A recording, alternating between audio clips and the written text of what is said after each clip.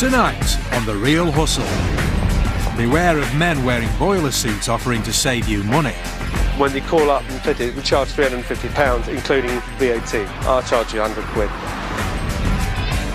Our hustlers take a big bite out of this restaurant's profits. We've got a guy who was arrested. He was sitting here about half an hour ago. Did he pay? And Jess doubles her money by hacking into this cash machine. This is The Real Hustle.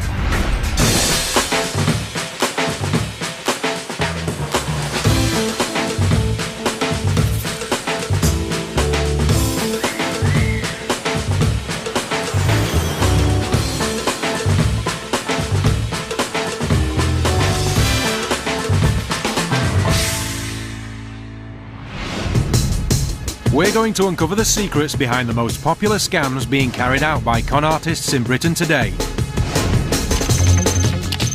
Our real hustlers are Alex, a confident trickster, Jess, a sexy swindler, and Paul, the scam artist. They've been travelling the UK to demonstrate to our hidden cameras exactly how the cons work. All the people in this show have been hustled for real, and after being given their money back, they agreed that the footage could be shown so that you can avoid being ripped off by the same scams.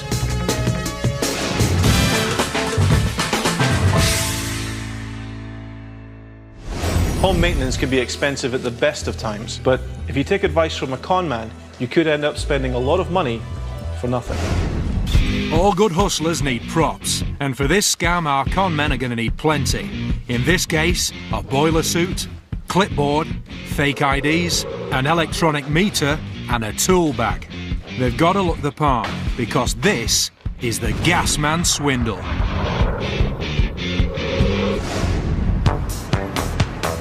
People go to enormous lengths to save money on their fuel bills. Knowing this, hustlers will go to just as much trouble to relieve people of their cash. They've prepped the hustle van to look like a proper utility company, and now they look the part, they're prowling these suburban streets looking for the last piece of the jigsaw to make this con work. A house with an external gas meter. This is a good street. Yeah. I've counted about 8 on this side. I'll tell you what, I'm going to drop you off. I'll be round the corner. Call me. Paul's found just what they're looking for, a house with a gas meter in plain view.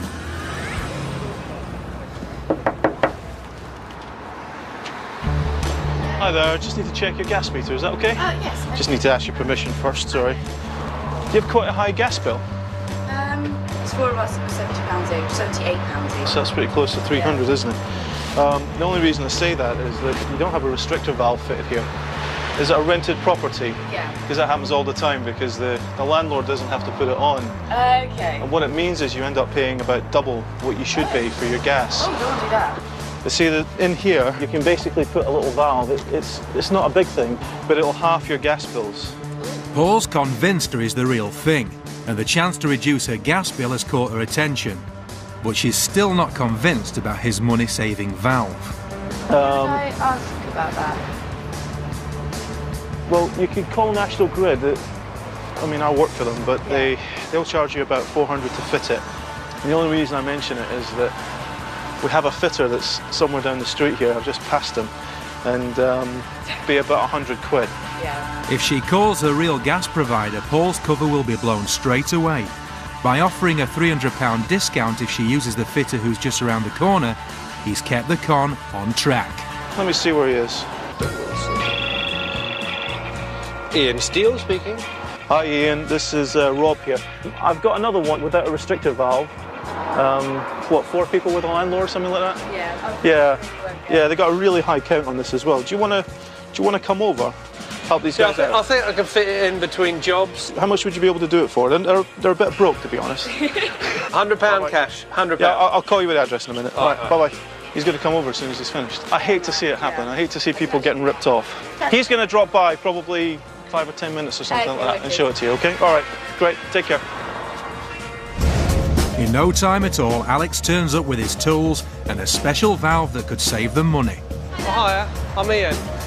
My colleague just came past, I think. It's a restrictor valve, yeah? Yeah, we're just we don't really understand understand what is It basically just gets your bills down, because what happens is the gas comes off the road. Now, once it passes your meter, you get billed for it right here, but you don't use all of it. A lot of it stays in your pipes. So with a restrictor valve, you actually get a lot of less gas. So you can see how the hole's a lot smaller. yeah. That's the hole that you generally get is that. Alex is on a roll. He's making it up as he goes along. In the old days, you wanted to have a big pipe so you could get the gas in. But nowadays, people don't use that much gas anymore. But they keep still being billed for it. Now, we charge off the books. When you call up and fit it, we charge £350, including VAT. I've got one spare, I'll charge you 100 quid. And would it cut our bills for it? Oh, we'll cut your bills, so you pay about 200 a quarter. Yeah. You should bring it down to about just under 100. Okay. Yeah? Before agreeing to anything, the Mark wants to discuss it with the housemates. Alex has played all his cards. Now all he can do is wait and hope they fall for it. A few minutes later, the Mark returns. Yeah? All right, just give me actually, I could see your meter running quite quickly right now. Yeah, well, that's what I mean about the gas coming to your pipes. If you just give me 5 minutes, I'll just get this done for you, yeah? It's a done deal, and with the Mark out of the way, Alex can get to work. But there's no restrictor valve. Instead, he's got some metal polish and a cloth, and after a bit of elbow grease, the old valve looks brand new. Nothing has been replaced. Hello? That's your old part. So, you know, I'm obliged to give it to you because it belongs to you. You could take that piece away and give him back that piece. He's given her a useless old valve from his bag and in return pocketed £100. He shows off his handiwork. It's cleaned up nicely. Yeah, it's that new piece there. It does make a difference. Have a great day. And yeah, I hope your bills come down. To the Mark, it seems like a steal, and of course, it is. She thinks it's a shrewd purchase, but in reality, she's £100 down, and their bills will be as high as ever. Well, they've got them outside. Yeah, a couple of them don't. Their work here complete, Paul and Alex drive off to find some more gas meters. There are always plenty of lucrative jobs that don't need doing. The reason why this scam works so well is because both Paul and Alex are dressed the part. Alex has got the tools, Paul's got the ID, they seem to know exactly what they're talking about, and there's no real reason to doubt them. Anything that seems like it's going to save you money, you tend to do. You don't have a restrictor valve fitted here. What it means is you end up paying about double what you should pay for your gas. And it is that whole quick sale thing. Like, get it done now, it'll be cheaper. Be about 100 quid. Yeah. But that's 400 to 100. Yeah. I feel a bit daft. And £100 poorer. To avoid getting scammed in this way, you really need to be sure of who's calling at your door. Check their identification. Don't just rely on the card itself. Go to the phone book, look their number up, and dial the number of the organisation directly.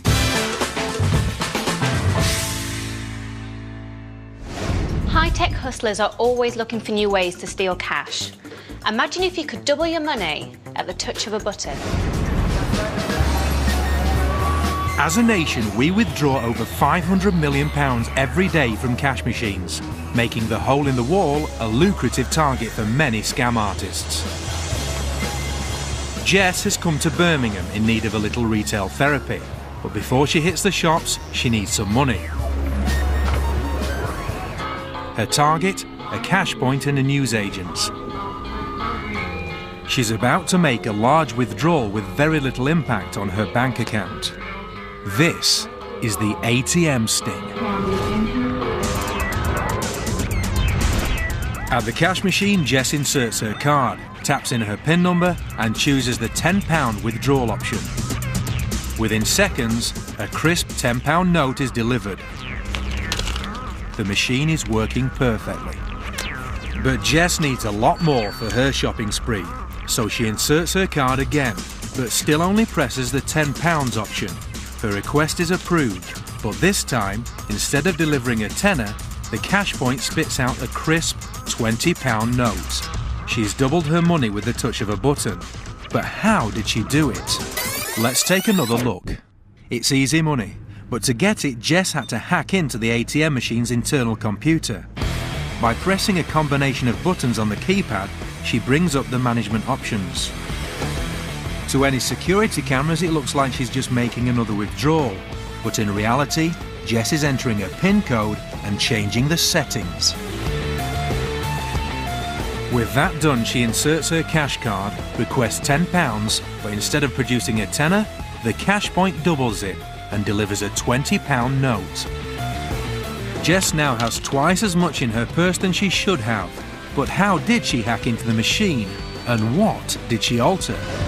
How this one works is that there's a PIN number that is the same for every one of the machines.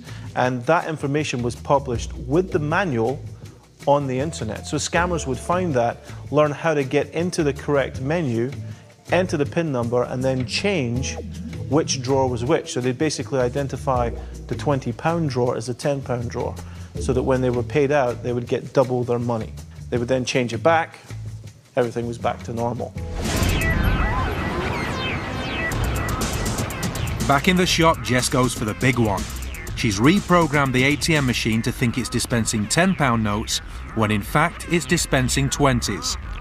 Once again, Jess presses cash withdrawal. This time she requests £250, and she'll be laughing all the way to the bank when the machine delivers twice that amount. That's £500, and her account will only be debited by £250. For Jess, it's free money. But because the shop owner is responsible for the cash in the machine, it's him who loses out personally, not the bank. There's a very simple solution to the scam. Always change your master passwords or your PIN numbers to something that is unique to you. Whether that's your mobile phone, whether if you're in a business, that's your ATM machine. There have been companies that have had themselves scammed by people hacking into their telephone systems, and that was again done because they hadn't changed the factory defaults on their machines. More real hustles still to come. Jess takes a big bite out of this restaurant's profits. Really bad, to be honest. Lovely day, but bad day to work. And in the Real Hustle Casino, Alex and Paul push their luck at blackjack. Sweet. The Real Hustlers are going to show you how to win some free drinks off your mates by using proposition bets on some unsuspecting customers in this bar. The proposition bet suckers you in as it's a bet on an event or outcome that you believe can only go one way. And it always does go one way, the hustler's way. So watch and learn. Paul has met this group of friends in a bar, but they don't know he's about to sting them for a round of free drinks. Now I'm going to put the liquid from the glass into the saucer, okay? This is the easy part, Paul. Sure. All right? Doesn't trust me at all. Doesn't trust me at all. All right? Like that.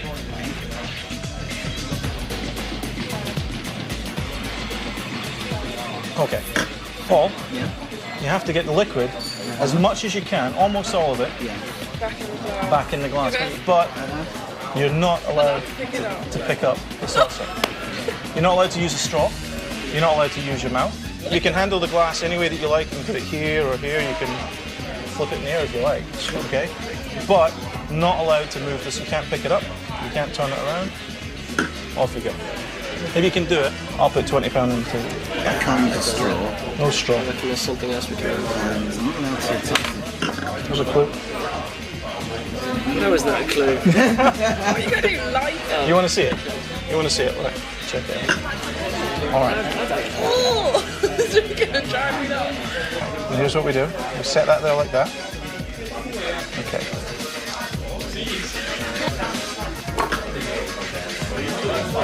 Not the best matches in the world.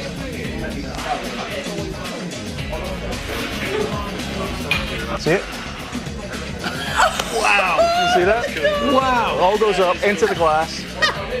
Isn't that cool? That is awesome. That is. How about those expensive whiskies, mate? Oh my They are over there. There's no sleight of hand here. This is straightforward science. When the glass is placed down, the burning matches create a vacuum and air pressure then pushes the liquid back into the glass. You should never trust a hustler.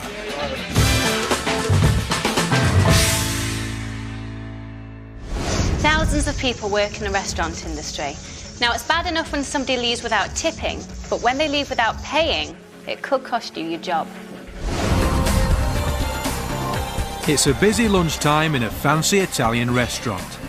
Jess has done some serious shopping and is feeling a bit peckish, so pops in for a bite to eat. Hi, I've got a table booked on the window. But there's a problem. Yeah. Jess has spent all her money on designer gear, so how is she going to get away without paying for her slap-up meal? Keep watching. This hustle is Triple Dine and Dash.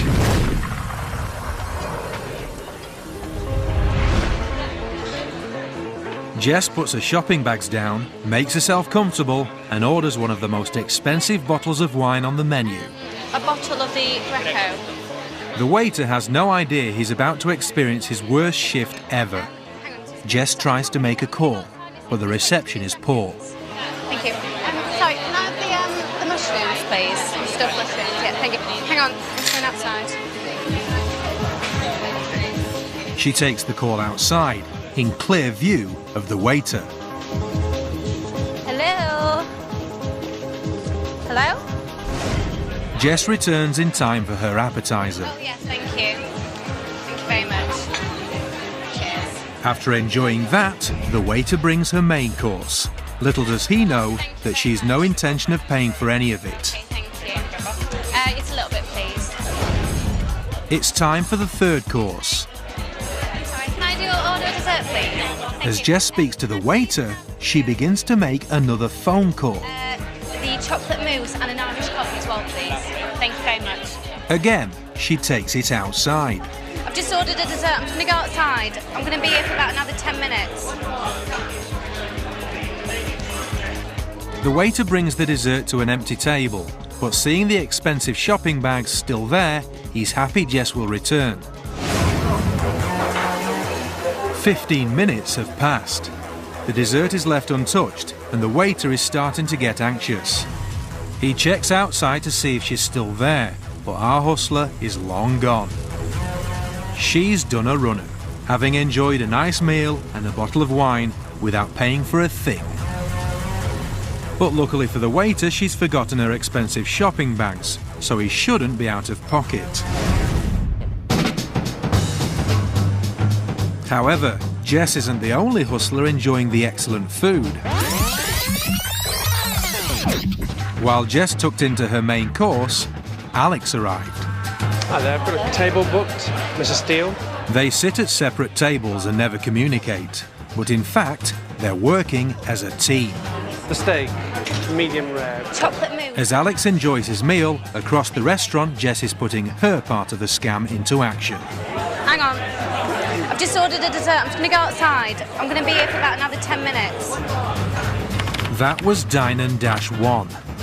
As the waiter begins to worry that Jess has done a runner, Alex uses the confusion to make his move. Not wanting to appear ungrateful, he leaves a handful of small change as a tip and brazenly walks out of the door. Thank you very much, that was excellent. In the confusion about Jess, nobody has noticed he hasn't paid his bill. This is Dine and Dash 2. But there was also a third hustler in the restaurant. Just after Alex, Paul arrived. Hi there, got a table booked for Mosley.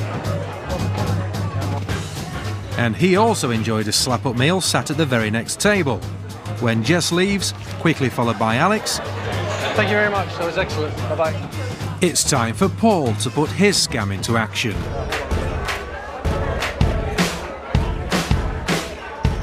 Can I speak to you for a second? He approaches the waiter and shows him some ID. We've got a guy who was arrested. He was sitting here about half an hour ago. He's posing as an undercover cop. He did pay. He's with a girl. One girl. He questions the waiter about the two other diners. About so high. Right. Very pretty. Yeah. Was she here? Actually, she wasn't here actually. She was it over there? This guy here was like a Greek-looking gentleman. Right. About 6'1". Yeah. Slim. Yeah. Wearing like a farmer's jacket.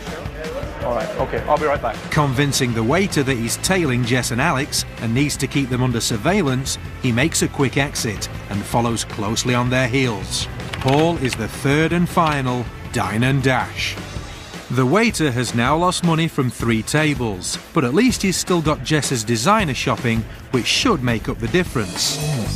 Or will it? Earlier in the day, Jess weighed the bags down with bottles of tap water and bulked them out with worthless newspaper. This is essentially 3 cons in one, because what we've done is taken 3 different ways to walk out of a restaurant, put them together to see if it would fool the restaurant. Now they did, because each one is very clever, but they're also quite subtle. Jess walks in and she leaves bags, so they believe that she's going to come back. Alex leaves a tip on top of the check and walks out, so the staff just assume that he's already paid and that's the money for them. I, on the other hand, use the principles of social compliance. In this case, I pretend to be a police officer, though I could pretend to be anything that would give me a good reason to get out of the restaurant. I'm chasing the 2 people that just left without paying, but of course, I don't pay either. The waiter finally checks out the bags of expensive shopping that Jess has left behind. So here we go, newspaper, all empty, bottle of empty water, all empty. So we have a really good, lovely customer. Lovely day, but bad day to work.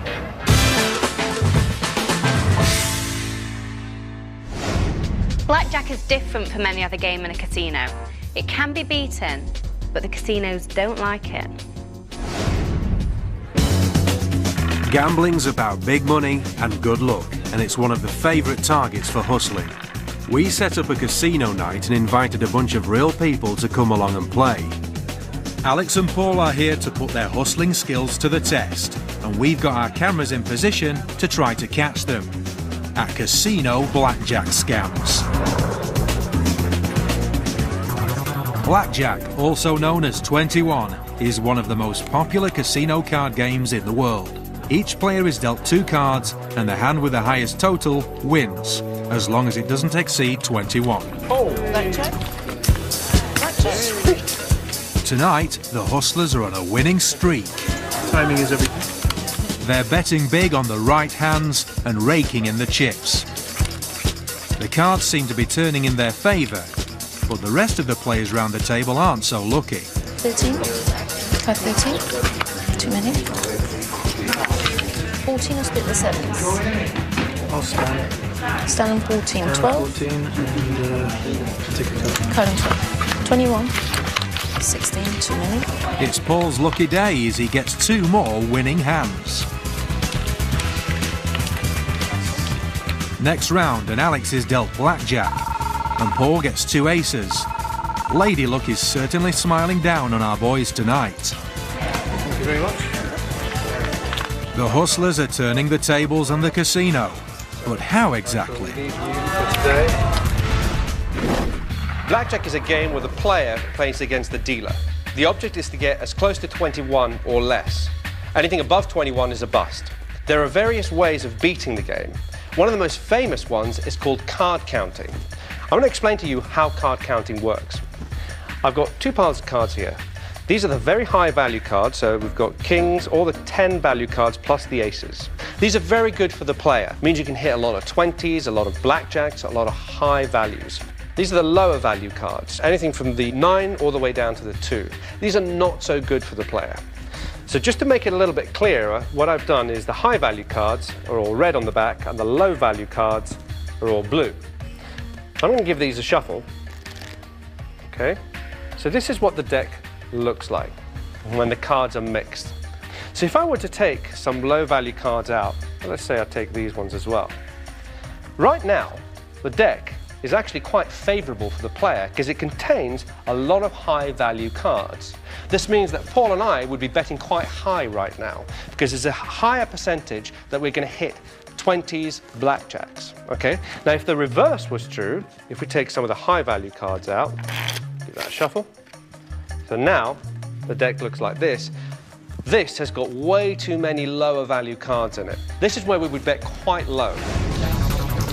So, rather than memorise all the cards individually, all the hustler needs to do is keep a mental tally of how many good cards, that's 10 and above, and how many bad cards, between 2 and 9, have been dealt to know whether they've got good odds of getting the cards they want and winning the game. Oh, blackjack. Blackjack. Sweet. Card counting is just the beginning. These systems can actually be much more complex. For example, there's shuffle tracking. This is where you map a shuffle. You look at the way that the dealers shuffle in a casino, and you see how the cards are dispersed after the shuffle. So during the game, Paul uses a memory system to track the most valuable cards in the deck. Then he follows the shuffle, keeping an eye on the cards he wants. This technique can prove very accurate. So here we have 6 decks. Now these have been played out, shuffled beforehand, and they're ready to be shuffled again. So if we bring in our dealer Serge, Serge is going to come in and take the 6 decks, and he's going to perform a classic casino shuffle. And he's going to split them into 6 individual packs. Now he does that, and he makes a horseshoe shape. Remember, Paul has memorised the position of the high cards during the last round of play, so now he can track them. Now what I'm doing is I'm watching as carefully as I can to see exactly where the high cards go. And he continues this until the decks are exhausted. So now that the 6 decks are shuffled, my job is to make a cut. Serge is going to hand me a cut card, and I'll be invited to cut the cards, deciding what cards come to the top. Now I'm going to make my cut around about here. Now this is the first group of cards that are going to be dealt from the shoe. Because we've tracked the shuffle, we've cut into a position that's very rich with good cards, in this case, the aces. And ace locating is one of the most dangerous blackjack systems in existence. So the more aces in this packet, the more we're about to win. There are 24 aces in a 6-deck shoe. Let's see how we did. 1, 2, 3, 4, 5, 6, 7, 8, 9, 10, 11, 12, 13, 14, 15, 16, this is great, 17, 18, 19, 20, 20 aces out of a 6-deck shoe. That's exceptional. 21. 21, 21. Thank you very much. The interesting thing about systems like this, ace locating, shuffle tracking, card counting, they use mathematical principles to tell you the quality of the cards in play, but they're not actually illegal. The casinos simply don't like you doing it. It's what we call advantage play. You're simply taking an advantage by using your brain. 20s, 21s, blackjacks, you name it, he had it. It's unusual because I know very well it is very difficult to win in blackjack. Pretty much every hand, if not every other hand, he was winning. Got to be luck. Got to be luck. The way the cards are being drawn out, it's got to be luck.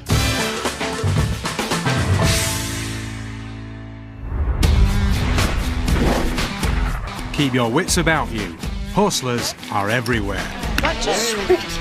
And remember, if it sounds too good to be true, then it probably is.